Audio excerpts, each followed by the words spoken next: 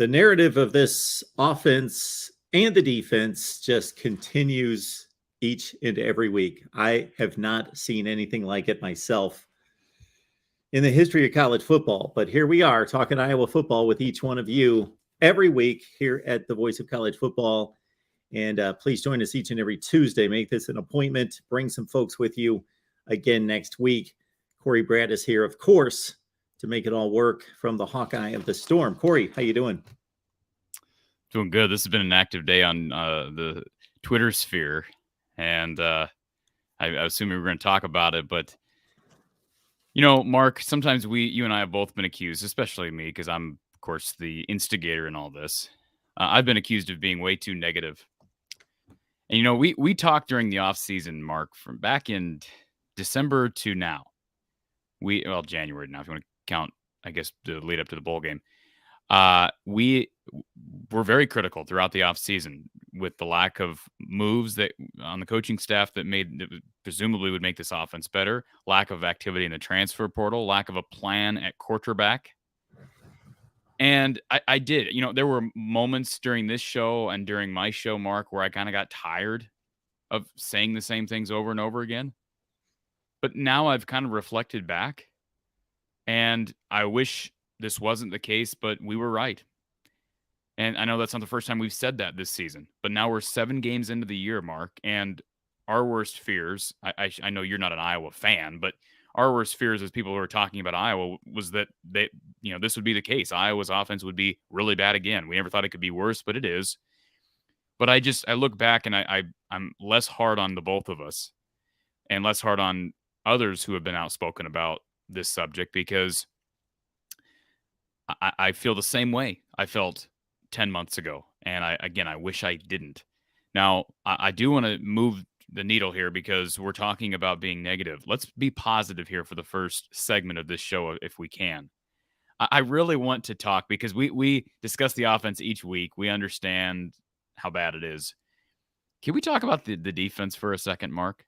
Absolutely. You're an Ohio State guy. You got to watch this defense. And as we transition, Corey, I think you're picking up on this, and I'm would be more understanding of this just because of the number of teams that I cover and because I cover the entire sport.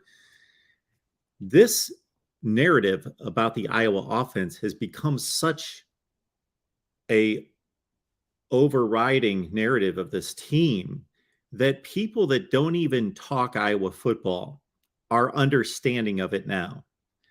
You know, our Miami show, there's just a offhanded comment. We were not talking about Iowa in any such way. There was just an offhanded comment about Miami's having a horrible season and then something about the Iowa offense. Well, we might as well have an Iowa offense like the worst offense in the country.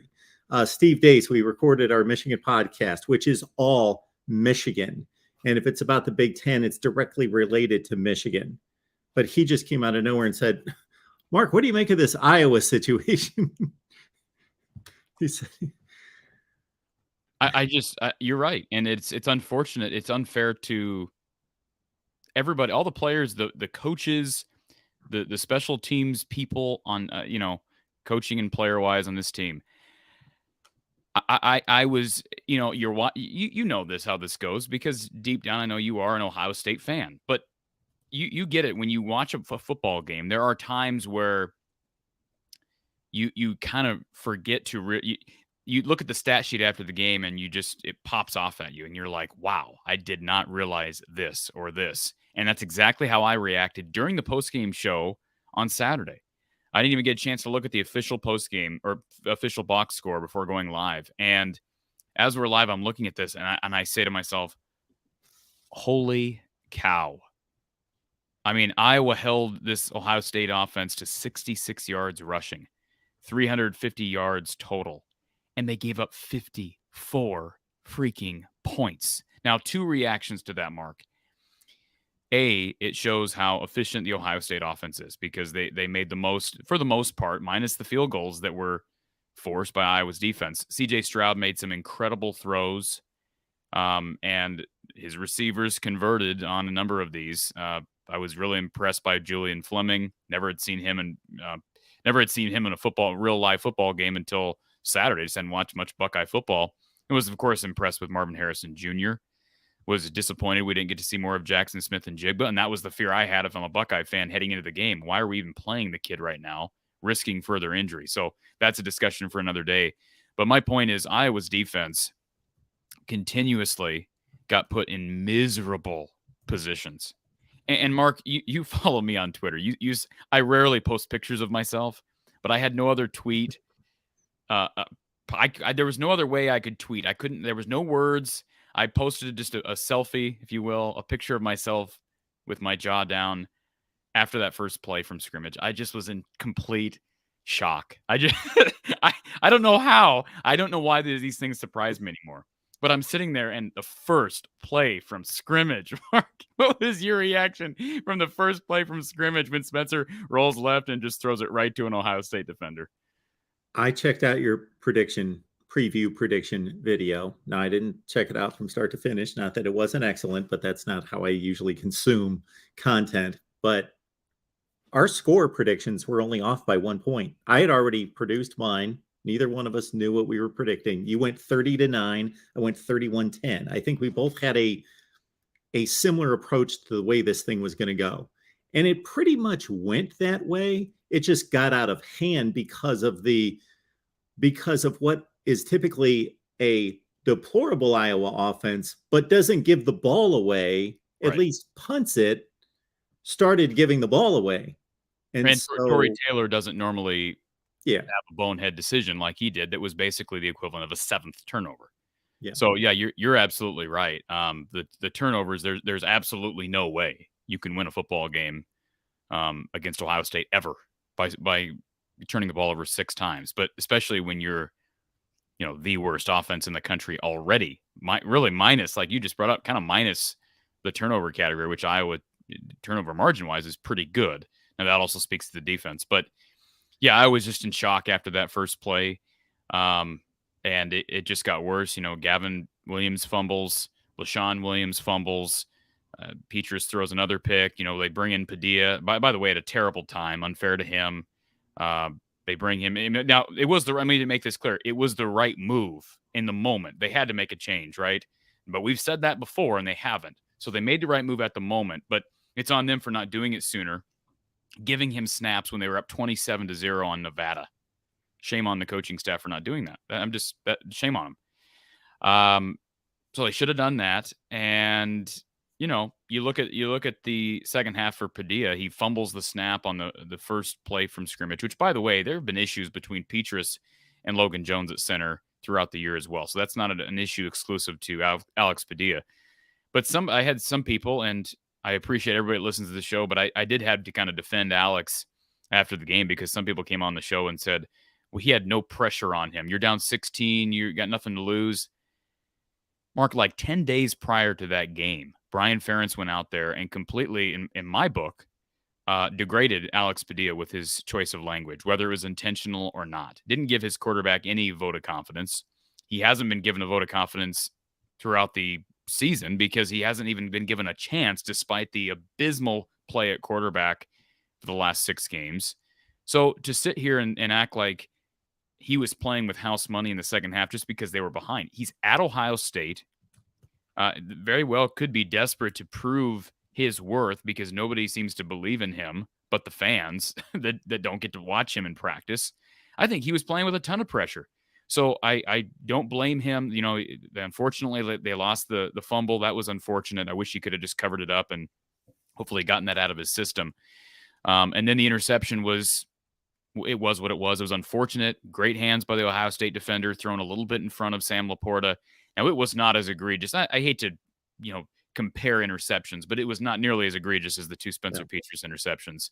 And Alex Padilla, this is my take. I'm not there every day in practice. Right now, the depth chart says Spencer Petrus or Alex Padilla. Ferentz won't tip his cap one way or the other. If he trots Spencer Petrus out, first game against Northwestern on Saturday, they're going to be boos raining down on Spencer Petrus, but they're going to be directed towards the coaches. That's unfortunate. I hope the coaches will make the decision to play Alex regardless of how practice goes this week. And normally I wouldn't say that because obviously a big part of a coach's evaluating process should be how these guys are performing in practice. But this is a situation very unique, right? Very, very unique. And Alex has proven that he's no worse than Spencer in games. I've made the argument he was actually better last year. An Iowa reporter this morning or this afternoon, speaking with Kirk, made the point that the last 2 times they've inserted Alex Padilla have been in absolutely unfair moments. Second half against Michigan in the Big Ten championship game when you're already down double figures. Second half against Ohio State in the shoe when you're already down double figures. You can't imagine worse scenarios. I mean, because again, I don't believe that's house money at all. I think you're playing with tons of pressure in huge moments. So, no, I think Alex Padilla should be your starter on Saturday. And in answer to Danimals' question here is Super Chat. And I believe, barring some major change, that Alex deserves the rest of the season. Unless he's absolute. I mean, again, I don't know how you play much worse than Iowa has had at quarterback through the first 6 games. So I think you just got to say, look, you are our guy now. And that means we may never see Spencer Petras play another down at Iowa. That's possible.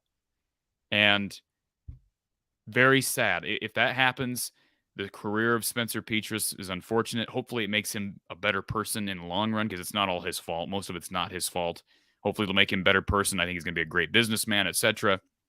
But I hope that Alex Padilla is given a fair shot because I don't think he did anything in the second half that lost that opportunity when you compare it to what his counterpart did. All that makes total sense. And again, because of where Iowa sits in the Big Ten Western Division, they still have a mathematical chance of winning the division, but that's not going to happen. And that's not necessarily just a concession to the end of the season or a concession to next year or anything like that. Again, we're talking about an offense that's not an offense that's horrible. We'll just call it what it is. And the one position in which you can just switch that out, not that the other position should not be evaluated, of course. And if there are a better option of a combination along the offensive line or whatever the evaluation is at the other positions, but that is the one position where, based on what we've run down, of course, Spencer Petras has a lot larger catalog of stats and resume to show us, but you ran through it and we've done it a number of times. You did it a few weeks ago. We did it during the offseason. Alex Padilla's performance in the opportunities he has received has been similar, if not better in some aspects, to Spencer Petras. And if anything, he gives you, it's fair to him to give him the opportunity. And it's also fair to the team to give somebody else the opportunity to see if it just works better. And then on top of all that, more mobile quarterback who there may be 2 or 3 times during the course of a game, and it may make a big difference in a 17-14 game coming up against Purdue, where being elusive and being able to scramble for a first down will make the difference. I have this. So I've been wrong before. Let me just, obviously. Come on. No. I was wrong predicting the Big Ten championship game last year, right? I was wrong there. Now I've been right a lot about scores this year, but so have you. I mean, this has been a very predictable Iowa team because we thought the defense was going to be really good. And we thought the offense was going to be really bad. And that's exactly how each game has played out. Every single game. You want to argue the Nevada game. Nevada's terrible, and they still managed just 27 points. So you could argue the offense even underachieved in that game. But here's my prediction. If Iowa gives Alex the full vote of confidence and says, you're our guy moving forward, barring some unforeseen occurrence, I believe he'll play well. And I think the offense will be better. I'm not saying it's going to be I'm not saying it's going to be good. I'm not going to say it's going to be average because it won't be. They have too many problems. Quarterback is not going to solve everything, but it will be better. And I think fans will find something positive to take away from. And I'll tell you something else. You want to play politics. If Kirk Ferentz wants to play politics, here's how you do it. You give him the full vote of confidence publicly. And you may say, well, that's unfair to Spencer Petras. He's been given the full vote of confidence for 2.5 years and has not earned it. So no, you want to at least appease a portion of the segment, a faction of the fan base. You give Alex Padilla after this week a full vote. He didn't do it today, but moving forward, you give him the full vote of confidence. You say he's our guy moving forward. Fans will respect Brian more. They'll respect Kirk more. Not saying that there won't be fans. I'll still think, unless this offense does a complete 180, which they will not, fans are still going to say Brian Ferentz needs to be relieved of his duties. But to me, I don't know what would be the harm at this. What is the downside, in the words of, in the opposite words of Brian Ferentz? What would be the downside of making this change at this point? There's not a big drop off, and I'm going to give you, you can't get worse than 131 in the country. So the offensive performance, you could run the same play over and over and over, and you're going to get more offensive production. The only downside, and this is a very petty one, and I hope it's not the motivation, the downside is that they look bad. They look bad in their original decision and choice of a quarterback. Yeah, exactly. And that's so there's where I say, when you're playing politics, because unfortunately I feel like that's what's occurred a lot over the past 2.5 years. I brought this up before, haven't brought it up recently. I don't recall, and someone may tell me I'm wrong, I don't recall the last time that Kirk Ferentz has endorsed a quarterback that's never played, like he endorsed Spencer Petras in January of 2020. That was a very unique moment. That just never happens. I don't believe that even happened with Nate Stanley. And there was a lot of hype around Nate Stanley because remember, he saw the field briefly in 2016 when CJ Beathard went down with an injury. But Kirk Ferentz went out there and said Spencer Petras is our guy in January, before spring practice even occurred in 2020. So for anybody that doesn't want to think pride could have something to do with their decision not to admit they were wrong, I don't agree. I just think there's too much circumstantial evidence to support that line of reasoning. Corey, I want to make sure we're efficient with our time, because there's a lot of things we want to get to. And you certainly let me know of that before we came on here. So it is 5:50 Eastern time. We've got till 6:30. We do have a Northwestern guest. We're going to bring him on about 6:20 for the last 5 to 10 minutes of the show. Just a quick hitter on Northwestern. Doesn't have to be elaborate, of course, because it's not about the opponent this week. All right, so let's get to Iowa. I guess we can move on to the defense. We have been dissecting the offense, like you said, off the top forever, and we were going to go the positive path, but you took us in the other direction, which is good. You got that out of the way. I don't know that I have anything to add that is not obvious to everyone. On the defensive side, if I can lead us off on the defensive side, if we're going that way, Travion Henderson and Mayan Williams are near great college running backs. They have never had a day. I can guarantee, going back to Pee Wee football, they've never had an experience like they had on Saturday. Mayan Williams is blasting through every defense they've played. 10 carries for 19 yards. Travion Henderson, who was the number one running back in the country coming out of high school, and backed that up with 1,400 or 1,500 yards and I forget how many touchdowns, 18 or 19 last year. 11 carries for 38 yards, 3.5 yards per carry. Neither one of them have had a day in college, and I'm sure before that, like they suffered against the Iowa defense. Again, I don't know how that's even possible, Mark. Given they're out on the field more than you want them out on the field, although time of possession was pretty even. Another amazing stat that is positive, Mark. 6 turnovers, and yet you're basically even on time of possession. That ain't because the offense is moving the chains. That's because that defense continued to find a way to escape trouble against that Ohio State offense. And we talk about those wide receivers, Harrison Jr., Fleming. I mean, who's the third guy that I'm missing? That's Emeka Egbuka. Best wide receiving core in the country. I'd venture to say that. I don't understand how it's possible. And let's talk about this. We've also discussed the fact that Iowa typically doesn't improve during bye weeks, or at least it doesn't appear that they do. Last year, they get pummeled against Purdue, I believe. Am I correct in saying that was I think that was the lead up to the bye week last year. They get pummeled at home to Purdue, go into a bye week. They come out of the bye week, go to Madison, get pummeled against the Badgers. Not any improvement from my vantage point. And this year, Ohio State gets a bye week, Iowa gets a bye week. We get the same thing with the offense. If anything, it looks worse because now they're turning the ball over. And yet, let's talk about improvement. Phil Parker, all right, this defense, the one, I think they can still improve pass rush a little bit. I think they can still get home a little bit quicker on the quarterback, although they're deep. We saw Joe Evans do it early, which gave them a boost. What a play by Joe Evans. We can talk about that. But the fact of the matter is Iowa actually struggled to stop the run against Michigan, Blake Corum. They struggled to stop the run against Chase Brown in Illinois.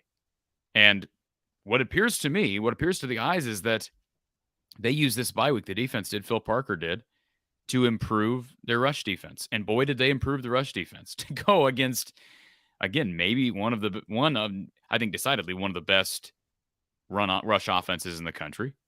And to hold them to 66 total yards on the ground is outstanding. And you brought up Mayan Williams, 1.9 per carry? I mean, amazing. And Phil Parker, I tweeted out during the game, Phil Parker deserves $5 million a year because they have won so many games, and we knew this before, but now we're really understanding this. They've won so many games solely because of defense and special teams. And so LeVar Woods deserves a ton of that credit too, but Phil Parker is a warrior. And I'll say this. I made the comment the other day on my show. I used to really be an advocate for Bob Stoops being the next head coach. And I would still, believe me, I wouldn't complain if Kirk Ferentz retires in the next few years and Bob Stoops is brought in. That would be great. But I'll tell you who they need to ask first. I think Phil Parker deserves consideration first. I mean, what more can the guy do to earn an opportunity to be a head coach and build a staff around him? To me, it makes sense. I'm going to go into more detail of what I think Iowa should consider once Kirk Ferentz resigns or retires. I'll go into more detail in a future segment on the show. But Phil Parker is just so impressive. And I'll be honest, they didn't give as much up through the air. Everything Ohio State got through the air was earned. C.J. Stroud, I mean, some of his throws in that second half, there's a reason why he is the best quarterback in the Big Ten, one of the best in the country. He puts that ball on the money. His receivers catch it in stride. I mean, whether we're talking about Cooper DeJean or Riley Moss, those guys actually played pretty well on Saturday. Yeah. They held up. And again, I think we both predicted it, that they would break at some point. But with all the turnovers, it turned out to be more of egregious of a score. But yeah, the throws and catches, there was nothing that was wide open. This guy's wide open. Nothing. No blown coverages. Nobody getting really beat badly.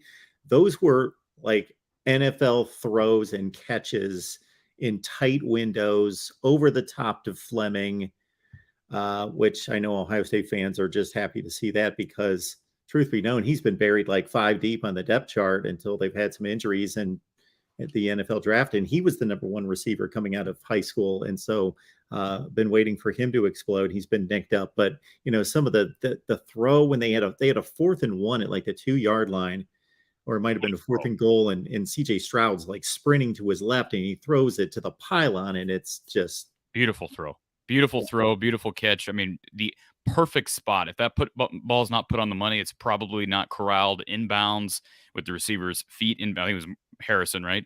Yeah. His feet inbounds, and again, pretty good coverage on the play. Those are the plays you should be able to tip your cap and say, okay, we're doing what we need to be doing. We're forcing you to make Heisman-esque throws. And honestly, if Iowa's offense was at least decent in this game, they would have had a chance to win. I mean, if you take away all 6 turnovers, I know that's a conversation that's not fair to be had because the offense is so far away from that. My point is the defense played winning football on Saturday, and the score would not tell you that. But that if you watch the game or even just look at the box score, you'll realize. I made this comment. I've made it a couple times now. They're showing it with Coach Patterson Sunday and then the show on Saturday, Mark. I would venture to say, and I don't know how we'd track this, but I'd venture to say that anytime an opponent scores 54 this year, I mean, we're talking about the Power 5 FBS level in general, I guarantee you they had more total yards than 360 yards. I just can't imagine. Now, I could be wrong. Maybe there's other games with 7-8 turnovers where this happens, but I would venture to say that any score that high requires more than 360 total yards. And that's a testament to that defense. Well, it's funny you bring that up on the same day that Duke got 8 turnovers. They scored 45, and they were in the 320 range. But they got another 2 turnovers, and they didn't score as many. They scored 45. Once it got to 33 or 40, I tweeted out, I'm like, Ohio State's going to score 55 points in this game. And I'm telling you right now, I'm impressed with Iowa's defense, and this is the most I don't know how I phrased it, but just something I'd never seen before, that a defense could play this well. And because of the ineptitude of the offense, not only being an inept this week, but if, again, adding the turnovers, that a defense could play this well. And technically, of course, the defense didn't give it up, but 54 points.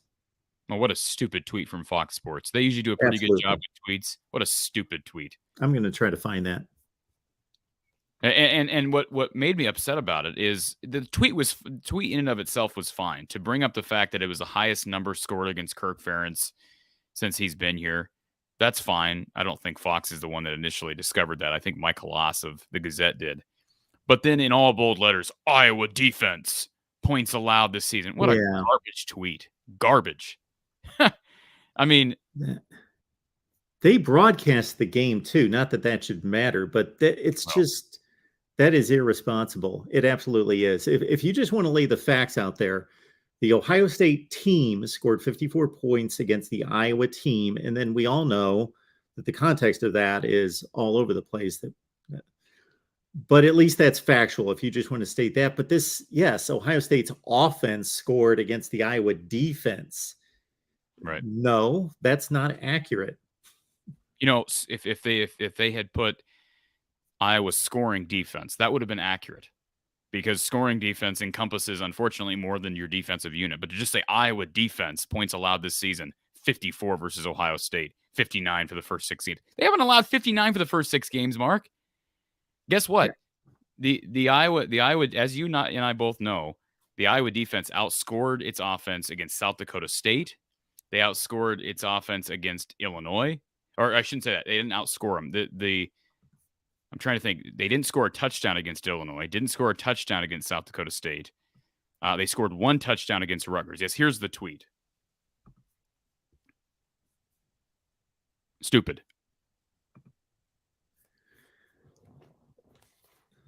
So basically, to finish your point, they didn't do their research even on the rest of the season, because Iowa's defense was not giving up those points. Iowa's defense didn't, even technically speaking, it gave up 47 to Ohio State, even if you take, because Ohio State's defense scored a pick-6 touchdown.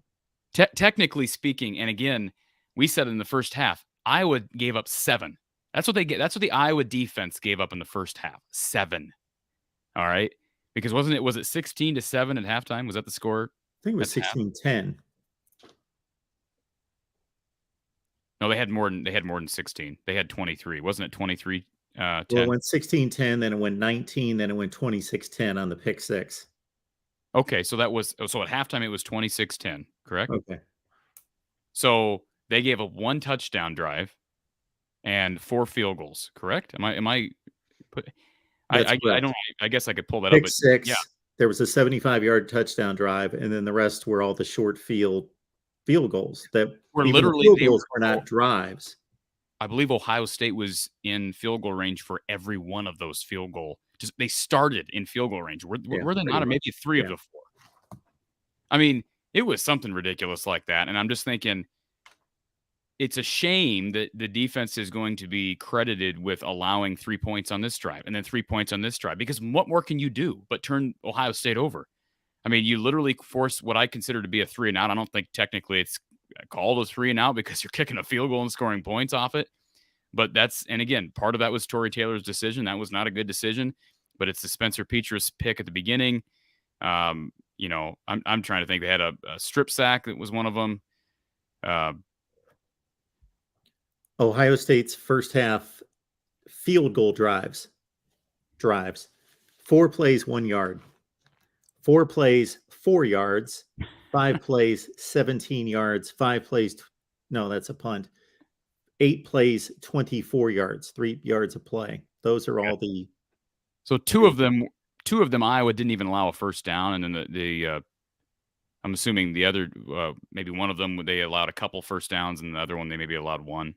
Go back and trace that, but they allowed less than 30 on every single one of those drives. Yeah, there it is. So I don't know, man. I don't really care. Fox should be ashamed of itself that whoever tweeted that out didn't do its due diligence. But the point is, We've been talking about this now for the last 10, 15 minutes. The Iowa defense is absolutely incredible. Love Phil Parker. Think he is maybe the best coordinator in the country. And I say maybe because I really can't say that. Mark, you and I have had debates on when we say things like this when I say things like this based on not knowing every coordinator across the country. I just find it hard to find. I think you'd be hard pressed to find a coordinator that's doing what he's doing with the situation that he's in. Absolutely. It's just incredible. And I brought this up the other day. I love Phil Parker's personality. I think he'd be a great head coach someday.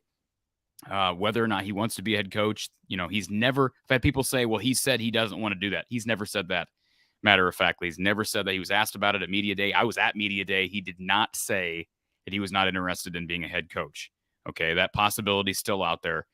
I can say this, regardless of how you feel about the 2020 offseason issues, right? You had players accusing coaches of racism. You had players accusing another coach of just being a flat-out bully. All right? And that was to a white player. Regardless of how you feel about that situation, the one guy, if we're talking about the three major coaches, I'm talking about offensive coordinator, head coach, defensive coordinator. The one guy that was never named ever that I ever found was Phil Parker. I mean, Kirk Ferentz, people love Kirk, and most players said, this wasn't Kirk that treated me this way, but he had to know that it was going on. That's what they had to say. Brian Ferentz was named as well. Chris Doyle was named as well. LeVar Woods was not. I have no reason to think LeVar Woods is not a great person, and he also happens to be a great special teams coach. But Phil Parker, I talked to multiple defensive backs following that 2020 backlash. Amari Spivey being one of them. Had him on my show before the show got transitioned to YouTube. Ironically enough, I should probably throw that up on YouTube for people who haven't listened to that interview with Amari. Joe Von Johnson had him on as well. Just a couple of examples, and heard from other guys as well who commented on Phil Parker. All of them said Phil Parker made them feel like he was their second father. And, football's more than just making a guy feel warm and cuddly. But as Don Patterson has said a number of times, if you're going to be a head coach, you have to or just be a coach in general, you have to be respected, and be liked. And I'm not sure, I can't speak for the players on offense. I don't know what players, do all the players respect and like Brian Ferentz? I can't say one way or the other because I haven't spoken with him on that subject specifically. But I can tell you that Phil Parker has been liked by everyone that I've ever heard from. He has been liked by them, respected by them. And then you combine that with the fact that his team, each unit, each secondary, each defensive unit as a whole has been really good year in and year out. I don't know. I just don't know what more you can ask for from a coordinator that maybe aspires to be a head coach someday. The other programs that field defenses in Iowa's class, you would not make that comparison between their defensive coordinators and Phil Parker. Georgia comes to mind. Georgia had Dan Lanning as its defensive coordinator last year. Where is he? Well, he's in Oregon as the head coach. So obviously that's more about, not that their new coordinator, Glenn Schumann's not doing a fine job, but it's more about the collection of just ridiculous amounts of NFL talent. And Brent Venables leaves Clemson. They continue to be a good defense, but not in Iowa's class this season. So I cannot find a comparison for Phil Parker's work at Iowa. And I'm surprised. Are you surprised that he doesn't get brought up more for head coaching vacancies? Or do you think that's more a result of the fact that he doesn't put himself out there? He doesn't get brought up in any conversations. Isn't that odd? It is strange.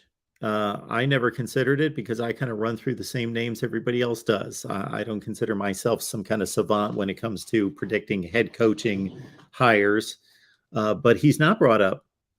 And you know that anytime a coach gets hired or fired here, we'll go live and we'll have 30 and 40 names brought up for a significant job. And I've never heard Phil Parker's name brought up by anybody, whether it's a fan or a credible source, ever. And maybe we can give some credit to Kirk Ferentz because he has retained. I mean, he's got to be given credit for having retained Phil Parker. And I think most people from the outside probably recognize that, hey, he's Kirk's defensive coordinator, maybe.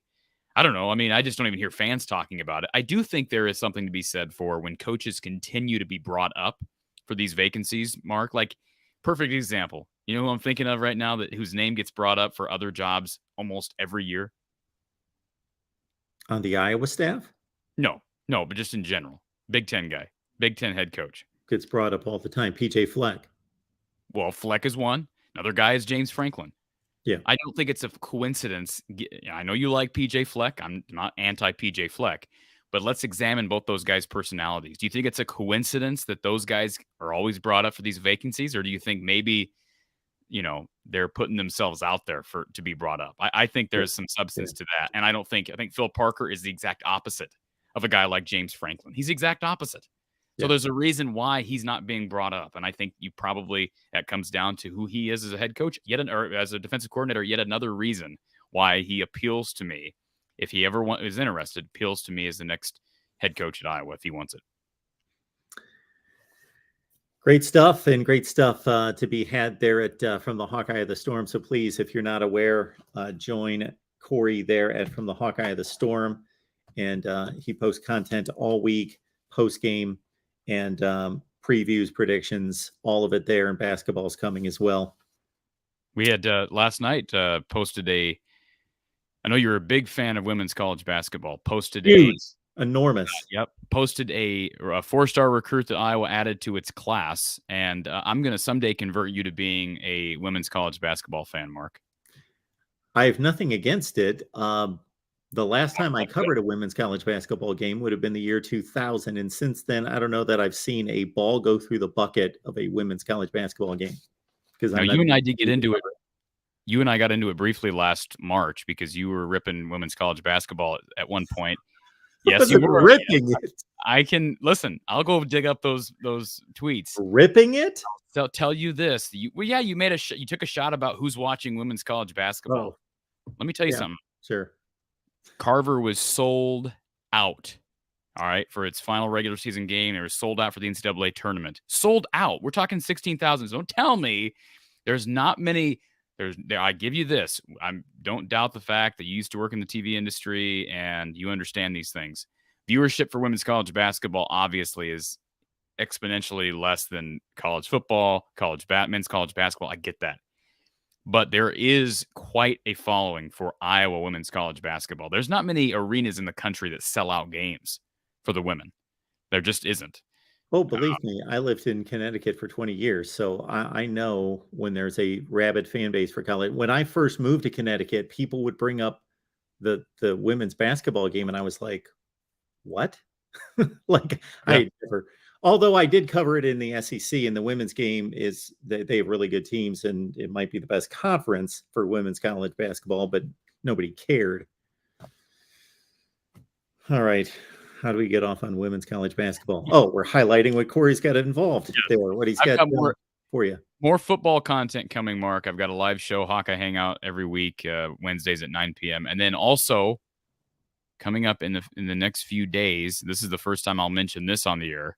We've got Iowa men's basketball head coach Fran McCaffrey coming on the show here in lead up to the start of their season. So we'll release that show here in the next few days or so. So plenty of content. And then, of course, Iowa postgame with Coach Gary Close following the men's games, which, again, start in just days.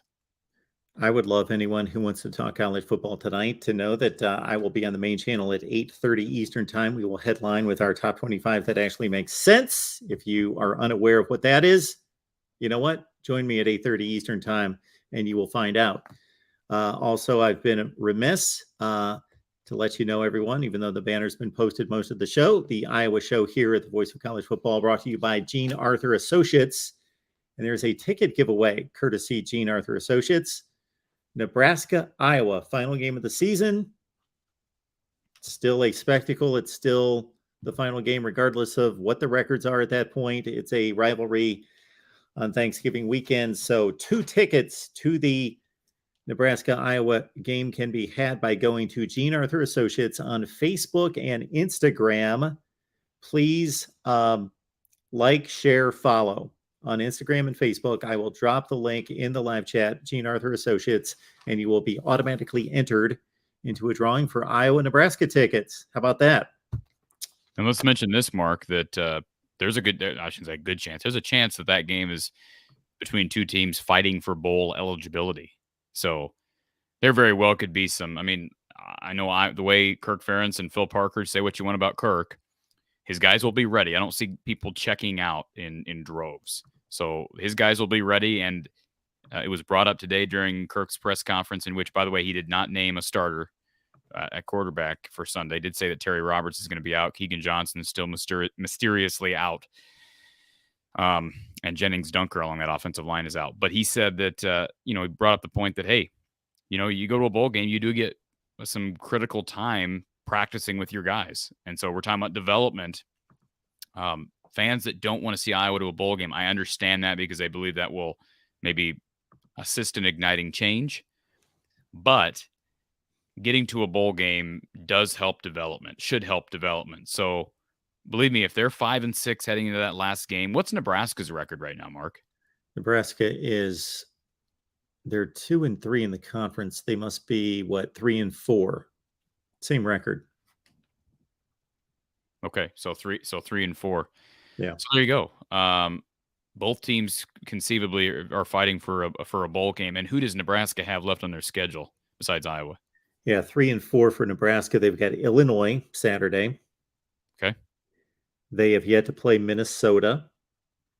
They still have Iowa, of course, is 3. Wisconsin makes 4. One other game would be Michigan. Going to be pretty hard for them to get to bowl eligibility. But I'm just saying, you never know. Yeah. But it's going to be hard for them to. They've blown. The fact that they're 3-4, through the weakest part of their schedule is a concern. Iowa's 3-4 through its weakest part of its schedule. I shouldn't say that. They're 3-3 through the weakest part of the schedule. I know Michigan was a tough game, but heading into the season, we marked Ohio State. This final 6 games as being the gauntlet: Ohio State, Minnesota, Purdue, Wisconsin. I think we thought that Northwestern would be better. Northwestern's played almost everybody close. That's another point from Kirk's press conference today. They have, besides one, who did they get blown out to? They got blown out by somebody. I think they've gotten blown out across the board, haven't they? They've played close. Northwestern? No, they haven't gotten blown out. They beat Nebraska, of course. This past weekend, they played Maryland really close. It was a tie game with 3 minutes left. Yep. Well, I'm going to tell you right now, because I guess they played Penn State close. Penn State gave up 5 turnovers to none and beat them 17-7. That was in a rainstorm. Okay. Wisconsin beat them 42-7. They lost to Southern Illinois by 7, lost to Duke by 8, beat Nebraska by 3, lost to Miami, Ohio by 3. I get it. I'm not saying the competition. Ohio and Southern Illinois, that's just inconceivable that a Big Ten team could lose these kind of games almost every year. Where's our Northwestern guy, Mark? It's pathetic. Where's our Northwestern guy? Do we still have the Northwestern guy coming up? Yeah, we're going to get him in here. Sure. Okay. He's dreading to talk about Wildcat football. But no, I just that's Kirk's. He's going to make that move to bring up Northwestern playing teams close, even if these are games that they should have been blown out, blowouts. I mean, really, if you look at the schedule, they should have beaten Duke at home. They beat Nebraska. Should have beaten Southern Illinois. That's 3-0. Should have beaten Miami of Ohio. That's 4-0. You lose to Penn State, you're 4-1. You lose to Wisconsin, you're 4-2. I mean, I think most people probably would have picked them to beat Maryland heading into the year. They should be at least 4-3, if not 5-2 right now. Northwestern should be. If you just look at the schedule, Mark. They played a cake schedule. Oh, they should be. Okay, you're talking about who they should beat. I thought you were saying basically they should have won those games. No. Okay. No, heading into the season, I think we would have predicted them to be at least 4-3 at this point, even assuming that they were just marginally better than last year. But it seems like they're worse. And am I right in saying that they pulled Helsinki or Helsinki, whatever his name is? Yeah, I don't know that they pulled him. I know that he didn't start. They had a first-time starter, Brendan Sullivan, and I don't know if that was due to injury or otherwise.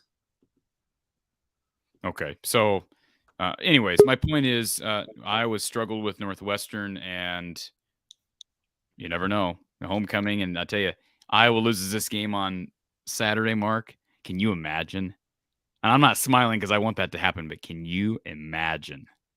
Listen, we've had some exceptional numbers in the post-game show. We'll break I think we'll break those records if they lose on Saturday because there's no turning back if that happens. Yikes. I can't imagine. Well, one more time before we bring on our guest, Iowa-Nebraska football giveaway courtesy Gene Arthur Associates right here at the Voice of College Football. Follow them on Facebook and Instagram. I left the link in the chat. I will do it again. All you have to do is go to Gene Arthur Associates on Facebook and Instagram. Follow, like, and share. You'll be automatically registered for Iowa-Nebraska football ticket giveaway. We got Bradley Locker on the line from SB Nation's Inside. And you, Bradley, how you doing tonight? I'm doing well, guys. Good to see you guys again. I know we connected over the summer, and it's been a very eventful season for both of these teams. A lot to talk about for sure. Absolutely. Bradley, what happened to the roller coaster? It was supposed to be up this year. Well, I think on the outside, people might have thought it was supposed to be up, but I think most people within who cover the program and who religiously follow the program kind of suspected it was going to be a season like this for Northwestern. Maybe there would be a little bit of marginal improvement. And you could argue that maybe there has been, I believe, 4 of Northwestern's or 4 or 5 of the losses of the 6 that they have are by 1 score. So it's not really as if Northwestern is getting blown out, only lost by 10 to Penn State. Only lost by 7 to Maryland this past weekend, but it just feels like Northwestern cannot put it together and actually win a football game. It has 0 wins in the last calendar year on American soil, if you can believe that. So there is a legitimate argument to be made. This is really one of the worst teams over the last 24 games in all of America, which there was a very eventful presser yesterday with Pat Fitzgerald fielding questions about the state of the team. Does he believe in the players and the staff that he has? And kind of just dealing with the fans' response, because as you can imagine, a lot of fans are really starting to grow pretty restless and feel like changes need to be made. And I think a lot of media members would probably tell you the same thing, but Fitzgerald on the surface is acting like the team will turn it around, that he wants to get the roster older because a lot of inexperienced players are playing right now. But it just really feels like there's not a lot of hope in sight for this team unless some changes are made. The team will turn around. He understands the season ends here in about 5 weeks. Well, I think I would think he does understand that, but I think in his eyes, I asked him after the bye what his expectation was for the rest of the season. He said to go 1-0 every week, and keep in mind Northwestern had played the easy part of its schedule and went 1-5. Also has to play Ohio State, Purdue, Maryland, all these teams in the second half of the season. Illinois, don't forget as well. And Fitzgerald still wants to win games, still acts like it's possible. So for Northwestern, it's kind of a matter of figuring things out, and I would say building some momentum in the second half of 2022. And we can talk about the quarterback change, which I think will at least try to spearhead some of that. But Fitzgerald's acting like the season is not totally over yet. Well, Bradley, what a Kirk Ferentz response. Oh, we got to go 1-0 each week. I mean, look, I get it. I understand. It's Kirk Ferentz said that today as well. He said we can't. He literally said today, and I'm not going to quote him here, but paraphrase it if I may. He literally said today, you can't go 5-0 without going 1-0. PJ Flex says it every week. So I mean, I get it. He can't win 5 games without winning 1. So, but I'm just telling you this right now, Bradley. Well, actually, before I get to that, how much will it take for Pat to be on the hot seat? Because Kirk's in a weird situation. Even though the offense was bad last year, they won 10 games. That's why I don't think he's anywhere close to the hot seat himself. The offensive coordinator should be. But as it relates to Kirk, they did win 10 games last year. Northwestern can't say that. Pat can't say, well, I don't know if you're aware, but we won 10 games last year. He can't make that comment to the media. So how much would it take for his welcome to be completely worn out with Wildcat fans? It feels like every single other Big Ten podcast or show I've been on has asked me this, and for valid reason, because if you look at the last 3 to 4 years for Northwestern football, it has been absolutely horrible. There's no two ways about it. If you take out 2020, 2019, they go 3-9, just an absolutely pitiful year. 2021, they go 3-9, and 2 of the 3 wins are non-conference opponents. Then this year, they're very much looking at either 1-11, 2-10, any of those. But it's really 3 of the last 4 years have just been true dumpster fires teams that are really not really watchable. I mean, maybe this year's team again is a little more exciting. They keep you compelled for longer, but you still know what the end result is going to be, which is going to be a loss and very likely in pretty crushing fashion, I would say. And that's been the case. It was the case Saturday. Northwestern was up 17-7 in College Park. Yes, Maryland did not have Talia Tagovailoa, but the Terrapins are still a pretty solid foundational team on both sides of the ball. Good head coach and Mike Loxley. Northwestern then proceeds to give up a 17 unanswered to Maryland. The Cats tie the game. Really nice drive by Sullivan in the offense. Then all of a sudden the defense just collapses and gives up a touchdown, 75-yard touchdown, and that was the game. So I really don't think Fitzgerald's seat is too warm. I know he said he has full belief in his coordinators, but as some of our readers are pointing out, he did say that kind of at the end of 2019 when infamous offensive coordinator Mick McCall was let go of and Northwestern's offense finally moved to Mike Bajakian. So I think it's much more probable that some of the coordinators would change before Fitzgerald goes anywhere. And I think a lot of the conversations about the team have been too that it's not necessarily a job for everybody. And Fitzgerald really embraces that he has certainly made Northwestern, he called it really the best place Northwestern has ever been as a program. And he literally said Northwestern just has had 6 bad days this year, but he feels like they're still a good team. So you could call it ignoring reality if you want to, but I have a very hard time imagining that athletic director Derek Ragg would even consider removing Fitzgerald even after this year. Now, if this happens next year, the year after, then you start getting into those conversations. But I feel like even now it's still a little too early. This year, the next year, the year after, Bradley? Come on now. 4 seasons? It's going to take 4 pitiful seasons to even put him on the hot seat? I mean, I think it's a number of reasons. Number one, as I said, he really is Northwestern football. He is the program's no Northwestern without Pat Fitzgerald. Going back to his playing days, going back to what he's done to build off this program, earn those endowments and investments from the Ryan family and from other donors to create Ryan Fieldhouse, to create a new Ryan Field. And he is really tethered to the program because of his contract and because of what he's done to lead the Wildcats to success 2018, 2020. Even though it was a COVID-shortened year, was still highly impressive. And then all those are really big factors. And at least Fitzgerald has something he can point to. Ferentz can turn to 2021 and say, well, we made the Big Ten tournament or Big Ten title game. Fitzgerald can say the same thing about not too long ago. And I think that's what he's trying to imbue in Wildcat fans, that he said he gets messages all the time from people that within the program that have ties to the program that he feels that they feel very confident in him and the team to turn things around. But also, I just think it's that because Fitzgerald has remained extraordinarily loyal to Northwestern, to Evanston, he has consistently received job interests and offers from the NFL. From a lot of people thought he was going to consider the Bears opening, that maybe it was the only stop he would leave Northwestern for was going right down to Soldier Field from Evanston. He did not do that when he signed that long-term extension a few years ago. And I think just because of that, the university recognizes what really an icon he is in the world of not just Northwestern football, but Northwestern overall, and what it wants to represent and what it does actually represent. So I think it's not exactly the same as Ferentz at Iowa, where yes, Ferentz is the program at Iowa for sure, but if the Hawkeyes were to hire somebody new, it's loyalty is a factor there too, but it's not exactly the same because of the academic standards, because of the niche role that Northwestern plays, I would say. Mark, Paul Chris just rolled over in his figurative football grade. Absolutely, he did. I can understand Pat Fitzgerald is a unique case. He is the embodiment of what Scott Frost could have been at Nebraska. So Fitzgerald, obviously the favored son, much like Scott Frost, but he lifted the program. Actually, I think it gets undersold that Randy Walker had the program in a good place before Fitzgerald took over, and Randy Walker actually tied for a Big Ten championship in the year 2000. And Gary Barnett did great things, obviously, with a Rose Bowl and a Citrus Bowl in the mid-90s. So it's been achieved. Now, Fitzgerald's been able to sustain it longer than anyone else in regards to competitive football, going to bowl games almost annually. But now they're in this swoon.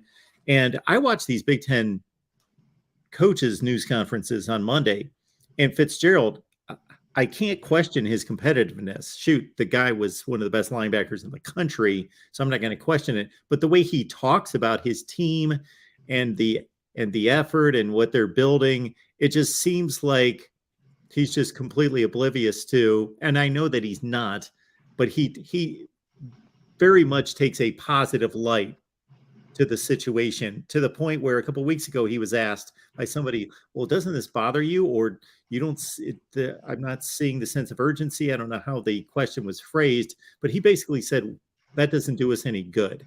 Doesn't do us any good for me to fume and vent and rant and rave here to let you know how upset I am about losing. He said that's not productive. Yeah, that is the mentality he carries through, and he maintained that on Monday, saying that he feels like negativity doesn't do any good, and that's the reason why he doesn't really play into what the fans have to say for the most part, that he respects the fans and understands and even apologized for the way the team has played this year, but he does not want to associate himself with negativity, thinking that if the team is going to be good, it's going to be because they're maintaining a positive mentality. And as you said, how far does that really go? I would be very skeptical of that. I think it's really, can you execute? Do you have a talented team or not?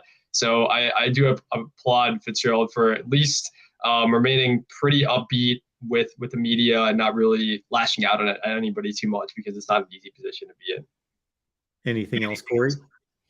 No, I just say that Northwestern has proven they can run the football. I know Wisconsin held Evan Hull up. When you get down by that much, you kind of abandon the run. I don't think he had 10 carries in that game. So Iowa, we'll see. They'll have their a lot of good running backs in this league. Obviously, we'll have that run defense tested again. But boy, Bradley, no offense to Northwestern, this is a game where I think Iowa's playing with a lot more pressure than Northwestern, frankly, regardless of the situation with Pat Fitzgerald. You just illustrated it. I think there's less pressure on Fitzgerald in general, even than is maybe on Kirk Ferentz because of the situation with his son, Brian. So if Pat Fitzgerald can come into Iowa City and win, that would be such a Northwestern Pat Fitzgerald thing to do to Kirk Ferentz in Iowa. And by the way, Mark, Northwestern has won their last 3 games at Iowa City. Okay.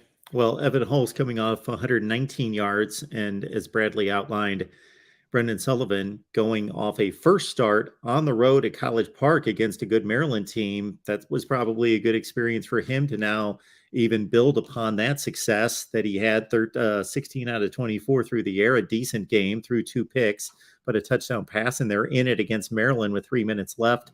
That's a good performance on the road in the Big Ten against, a top 5 to 6 team in the Big Ten. And then they come in good Iowa City. So yeah, this Northwestern team, even though the record's a joke, the performances have been in range for the most part. Playing an Iowa offense that has been pathetic. We'll try that term this time around. It could be a rock fight. That's for sure. Yeah, Bradley, no doubt about that. Yeah, go right ahead. Yeah, I was going to say it's going to be a highly intriguing game. Not sure it's going to be great viewing football, but if you like low-scoring games, probably going to be the right one for you. And we say all this and it'll end up like 45-42 with someone winning, but that's how football is.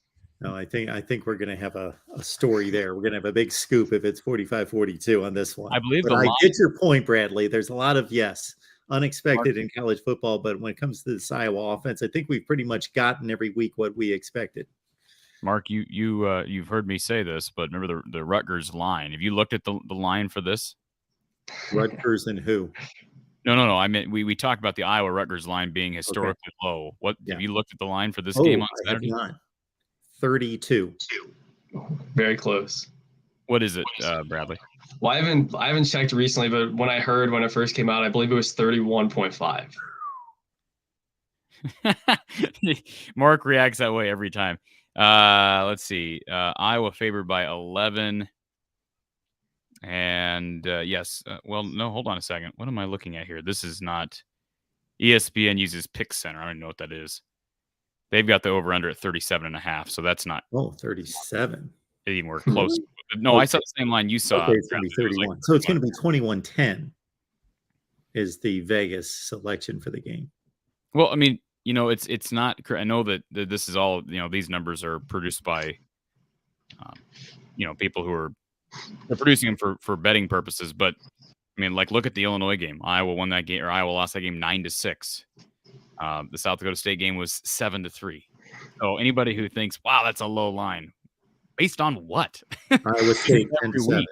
Yeah, it's just over and over and over and over. Yeah. Wow. All right. You can catch Bradley's work at SB Nation.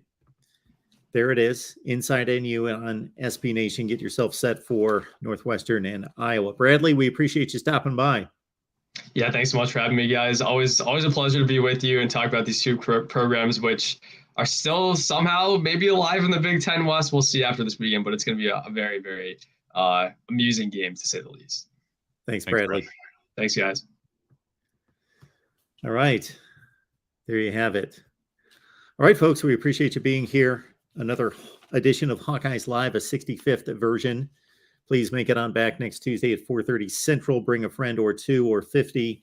Get on over to Corey's channel from the Hawkeye of the Storm. And again, don't forget the Iowa-Nebraska football ticket giveaway, courtesy Gene Arthur Associates. Get on over to Gene Arthur Associates, Facebook and Instagram. Like, follow, and share, and you're automatically entered.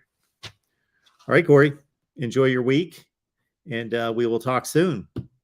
Well, I'll have to make it into one of your live shows. I haven't done that recently. I've been in a bit of a deep football depression, so we'll make it over there and enjoy another beautiful week of college football, because as you know, we're over halfway through.